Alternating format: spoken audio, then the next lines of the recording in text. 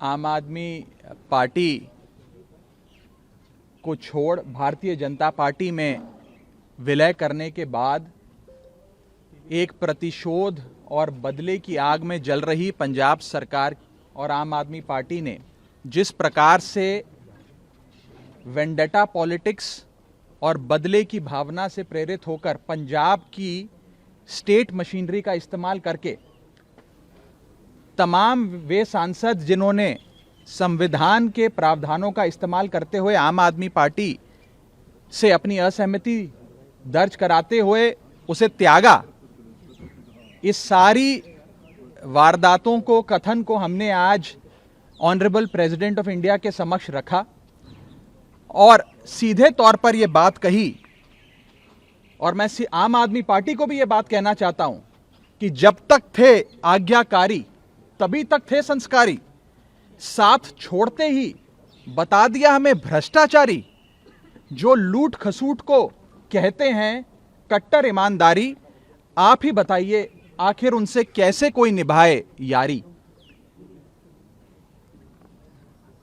आम आदमी पार्टी जो पानी पी पी कर सुबह से शाम तक पूरी दुनिया पर बदले की राजनीति का आरोप लगाती आती है, वे आम आदमी पार्टी आज अपनी नाव को डूबता देख वे सांसद जिन्होंने अपना रिश्ता नाता तोड़ लिया आम आदमी पार्टी से, उनके खिलाफ एक बहुत ही डेंजरस वेंडेटा पॉलिटिक्स कर रही है।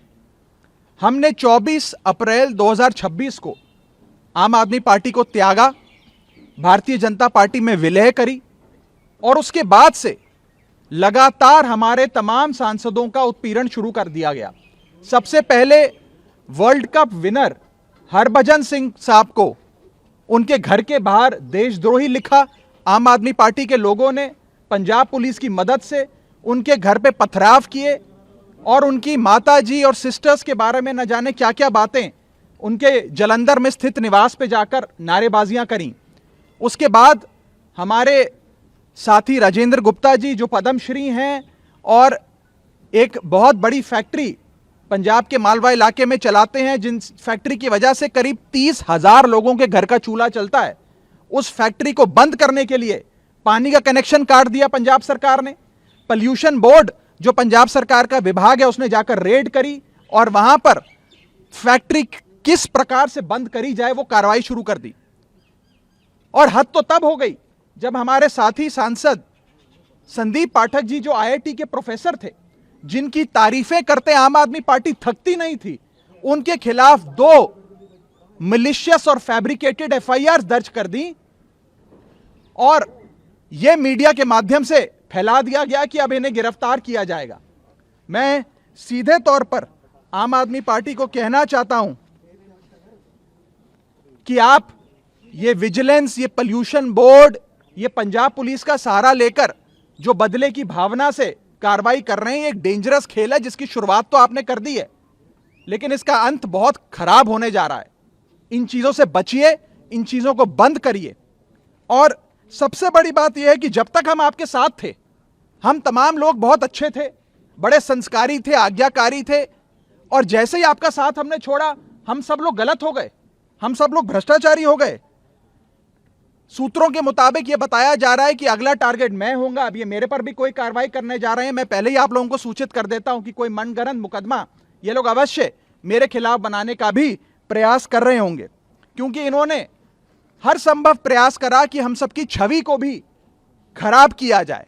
पंजाब सरकार ने जिन एजेंसियों को हायर किया, बंबई में स्थित जिन एजेंसियों के माध्यम से सोशल मीडिया पर हमें धमकियां दी जा रही हैं, हमारे साथ गाली गलौज किया जा रहा है, हमारे परिवार के बारे में न जाने क्या क्या बोला जा रहा है, पूरे तरीके से पंजाब सरकार की एजेंसीज का, पंजाब सरकार के पैसे का दुरुपयोग कर आम आदमी पार्टी इस प्रकार से गंदा खेल रच रही है। इसीलिए मैंने कहा था कि आम आदमी पार्टी में एक टॉक्सिक वर्क कल्चर है और भ्रष्टाचार और कॉम्प्रोमाइज लोगों के हाथ में, भ्रष्टाचारी और कॉम्प्रोमाइज लोगों के हाथ में आम आदमी पार्टी पूरी तरीके से फंसकर रह चुकी है। ये जो ये पॉल्यूशन बोर्ड के नोटिस हैं या एफआईआर्स हैं, वो इतने फ्रिवलियस हैं that they are not worth the paper they are written on. Judiciary में इन तमाम दस्तावेजों को फाड़ कर फेंक दिया जाएगा, लेकिन जिस प्रकार से मशीनरी का, सरकारी मशीनरी का दुरुपयोग हो रहा है, यह आज आप सबके सामने आना बहुत जरूरी था। मैं अंत में बस इतना ही कहना चाहूंगा कि आम आदमी पार्टी के पास एक राज्य में सरकार है और एक राज्य की पुलिस है। भारतीय जनता पार्टी के पास 21 राज्यों में सरकार है, 21 राज्यों की पुलिस है। आप जो एक गंदा खेल शुरू कर रहे हैं प्रतिशोध का, बदले का, वो कहां जाकर रुकेगा उसकी कल्पना भी आप नहीं कर सकते। इससे बचिए। और अंत में मैं बस पंजाब सरकार के अधिकारियों को भी कहना चाहूंगा कि आप सब बहुत सम्मानित लोग हैं। इनके आम आदमी पार्टी सरकार द्वारा जो आपको डराया जा रहा है, नेताओं द्वारा डराया जा रहा है, ओएसडीज द्वारा डराया जा रहा है कि आपका तबादला कर देंगे, आपको सस्पेंड कर देंगे अगर आपने हम 6-7 लोगों के खिलाफ कार्रवाई नहीं करी। मैं उन अधिकारियों को भी कहना चाहता हूं कि आप उनकी धमकियों से डरिए मत। आम आदमी पार्टी की पंजाब सरकार चंद महीनों की सरकार है। अब उनका बहुत जल्द पंजाब से सफाया होने जा रहा है। उसके बाद ये तमाम लोग शताब्दी में बैठकर दिल्ली पहुंच जाएंगे। तो इनके डर और इनकी धमकियों से आप बिल्कुल भी अपने आप को इन्फ्लुएंस मत होने दीजिए।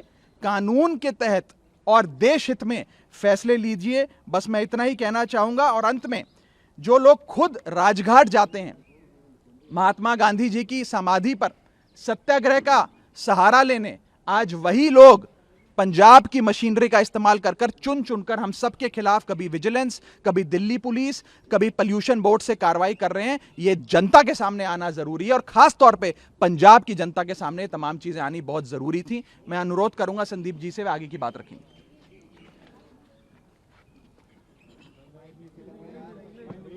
हम सारे लोग आम आदमी पार्टी से इसलिए जुड़े थे कि इन्होंने इस देश को एक सपना दिखाया था कि एक नई राजनीति की शुरुआत कर रहे हैं, एक ईमानदार राजनीति की शुरुआत कर रहे हैं।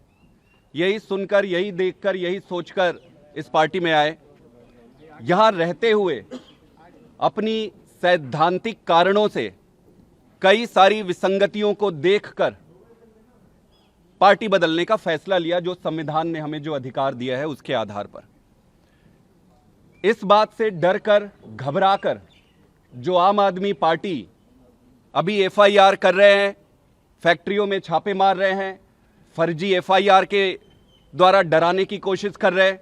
मेरे बारे में इन्होंने 2 दिन चलाया, बता रहे हैं कि कई सारे लोग रेडी करके रखे हैं कि आप वहां जाओगे तो आप पर एफआईआर करेंगे। तो मैं कहना चाहता हूं, आप करो एफआईआर और फिर पीछे मत हटना उससे। हम लड़ेंगे कानूनी। मेरा यह मानना है कि आप जनता को और अपनी सरकार को एक ही तरीके से बचा सकते हैं और वो है अपने अच्छे काम। इन सारी गंदी चीजों से, इन सारे हथकंडों से आप सरकार नहीं बचा सकते। आपको अगर सरकार बचानी है, सरकार चलानी है, आपको सत्ता चाहिए तो आपको काम करना पड़ेगा। आप ईमानदारी से काम करिए, आपको कोई नहीं रोक रहा है। लेकिन इस तरीके से झूठे और फर्जी अगर एफआईआर करके अगर आप सोचोगे कि रोक लोगे तो यह संभव नहीं है। सर पर कफन बांधकर निकले और जो देश हित में सही है, जो देश के लिए सही है, वही कर रहे हैं। Thank you. संदीप जी, राघव आप बताइए, आपसे आपकी की मांग क्या थी? राष्ट्रपति से उन्होंने क्या आश्वासन दिया है? थोड़ी देर में भगवंत मान भी आने वाले हैं। महामहिम राष्ट्रपति जी से हमने जो कुछ दिनों में जो चल रहा है उसके बारे में बताया और उन्होंने हमें आश्वासन दिया कि संविधान के तहत जो भी प्रोटेक्शंस है, संविधान के तहत सारी मदद दी जाएगी। सर, सीएम आ रहे हैं, सारे एमएलए को लेकर आ रहे हैं, उन्हें रिकॉल करना है। क्या ये सकते? देखिए, हमने ऑनरेबल प्रेसिडेंट ऑफ इंडिया को ये तमाम जो वेंडेटा पॉलिटिक्स की वारदातें हैं उनसे अवगत कराया और उन्होंने साफ तौर पर यह कहा कि वे स्वयं भी और भारत का संविधान भी हमें पूरी प्रोटेक्शन देगा। उनके शब्दों में बता रहा हूँ, बाकी जो विस्तार से बात हुई वो हमारे बीच की है। जहाँ तक पंजाब के माननीय मुख्यमंत्री की बात है कि वे भी आज आ रहे हैं, उनका अधिकार है, वे आए। लेकिन मैं बस इतना ही कहना चाहता हूँ कि पंजाब सरकार का जिस प्रकार से मिसयूज और अब्यूज़ हो रहा है मशीनरी का, वो बहुत गलत है, गैर संवैधानिक है और पंजाब के लोग इसे कभी स्वीकार नहीं करेंगे। मैं आपको स्पष्ट बताऊं, जब से खास तौर पे राजेंद्र गुप्ता जी पर, जो एक वहाँ के नामी बिजनेसमैन हैं, उन पे उनकी फैक्ट्री को बंद करने की और उन पर FIR करने की कोशिशें हुई हैं, तब से पूरे पंजाब की व्यापारी कम्युनिटी, बिजनेस कम्युनिटी आहत है।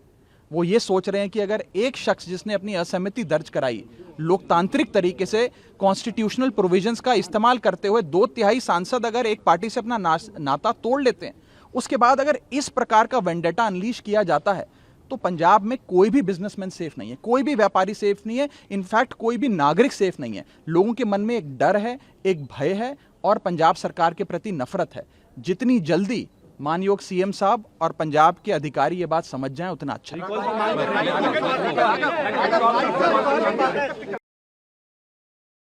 राजनीति हो या क्रिकेट, देश विदेश की ब्रेकिंग हो या आपके मोहल्ले की बड़ी खबर, सब मिलेगा एक ही ऐप में, सबसे तेज और भरोसेमंद। अभी डाउनलोड करें दैनिक भास्कर डिजिटल।